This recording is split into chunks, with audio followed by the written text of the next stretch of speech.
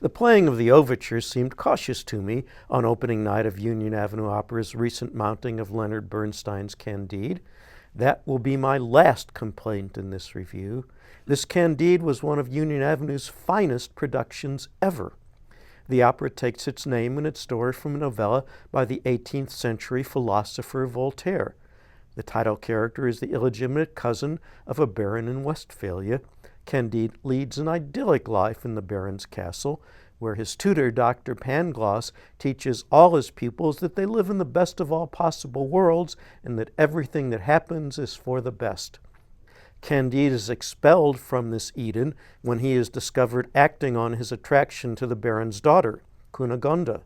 He's pressed into service in an army that soon ravages his homeland, upending everyone else's life. Candide, Cunegonde, Pangloss, and other members of the household try to cling to their optimistic philosophy while suffering a series of misadventures and reunions throughout the world. To my ears, the music in Candide is as great as anything Bernstein ever wrote. The show was not a success, however, in its 1956 Broadway premiere. The review in the New York Times faulted Lillian Hellman's book for being too serious. Without Hellman's or Bernstein's involvement, director Harold Prince revived Candide successfully on Broadway in 1974 with less music than before and a new one-act book by Hugh Wheeler. It was the starting point for a two-act revision for opera companies. That version premiered under Prince's direction in 1982 at the New York City Opera. The conductor of that production, John Masseri, worked with Bernstein to include the composer's latest thoughts in a version that premiered at the Scottish Opera in 1988. Still more revisions were to come from Bernstein himself and from the National Theatre in London. Union Avenue chose to present the Scottish Opera version. The most famous aria in Candide is Glitter and Be Gay, in which Cunegonde struggles to come to terms with the horrendous assaults to which she has been subjected. At Union Avenue, Brooklyn Snow understood that this aria is as much about characterization as it is about vocalization. She excelled at both, while encompassing the aria's full emotional range. She did the same and was matched by Jessie Darden as Candide in the duet You Were Dead, You Know, in which Cunegonde and Candide reunite after a long separation.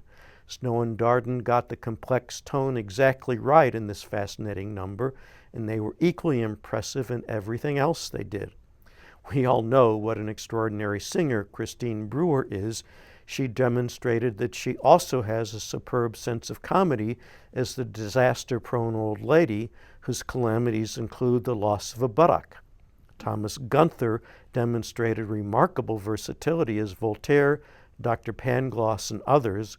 Costume designer Teresa Doggett cleverly made the major characters stand out by putting them in bright costumes while dressing the ensemble in white. Cioto Swayze's attractive unit set, Michael Sullivan's lighting, and Kate Slavinsky's props gave director Anna Maria Pileggi the flexibility she needed to accommodate the changes of scene required by Candide's wide-ranging travels. Pileggi and conductor Scott Schoonover were of one mind in their collaboration. The music and the staging fully supported each other. The orchestra, the singers, and everyone else on stage and off should be very proud of their work. Indeed, they should. And it was a delightful evening to spend with Candide, despite all the disasters that happened to him and all the others. I was impressed with what Anna Maria Pileggi and the scene designer, Cioto Swayze. It was really a unit set, even though it covered many places. But it was simple enough, and yet I had no trouble following it or knowing where they were. I mean, one thing, they put up a street sign to tell you where you were, but I thought that was a very good approach to this opera, not to junk it up with a lot of stuff that you don't need visually. It needs to have quick transitions. Right. It's all about brightness. And the performers were able to hold your attention quite well. You didn't need any other distractions for it, but they were convincing, and it all worked quite well that way. And the chorus all in white sort of reminded me of the Opera Theater's production a few years ago, Yes. where everybody was in white, as I recall it. Our friend Robin Verhage designed the costumes. Well, let's hear some of that wonderful Bernstein music.